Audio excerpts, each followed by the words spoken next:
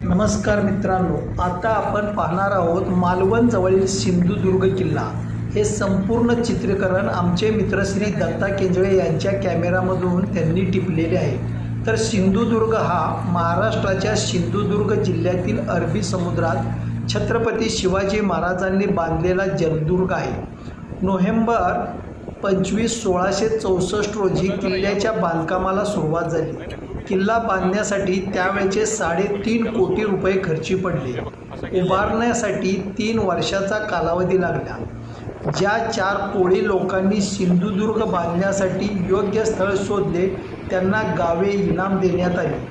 ऐतिहासिक सौंदर्य लाभलेला सिंधुदुर्ग हा किल्ला ज्या कुरटे खडकावर 3 शतके उभा आहे तो शुद्ध काळा कभिन्न खडक मालवणपासून सुमारे अर्धा मैल समुद्रात आहे।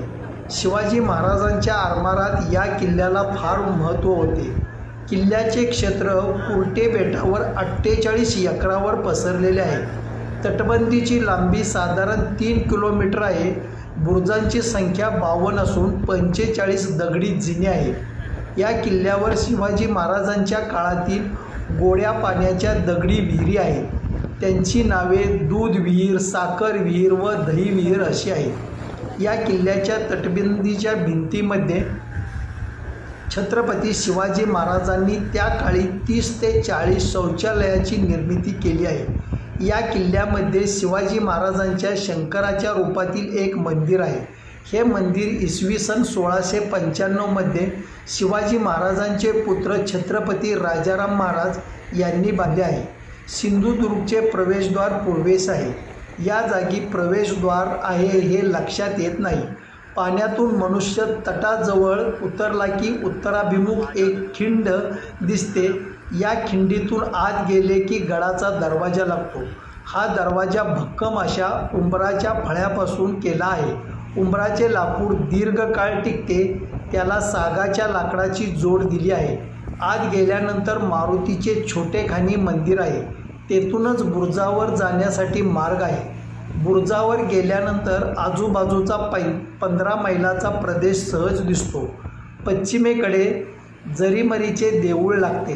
आजही तेथे लोक वस्ती करून राहतात। श्री शिवराजेश्वरांचे देवालय व मंडपात महाराजांची अन्यत्र कुठल्याही किल्ल्यावर न दिसणारी बैठी प्रतिमा फक्त येथे दिसते।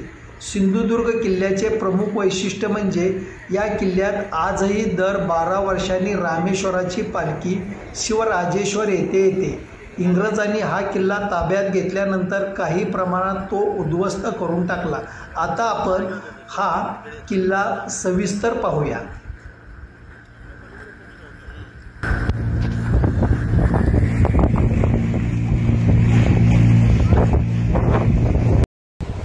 नमस्कार, आज आपण सिंधुदुर्ग किल्ल्यावरती आलो।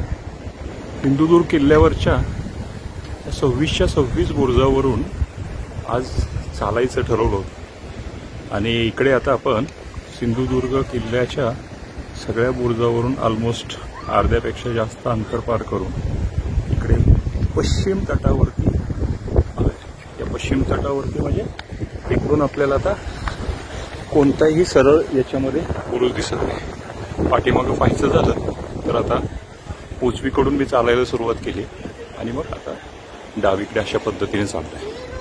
म्हणजे इथं येऊन आपण पाहिल्याशिवाय आपल्याला शिवाजी महाराजांच्या कार्याचा खरा परिचय होणार नाही। केवळ छत्रपती शिवाजी महाराज की जय इथपर्यंत आपलं शिवाजीचं ज्ञान ठेवून चालणार नाही। धन्यवाद।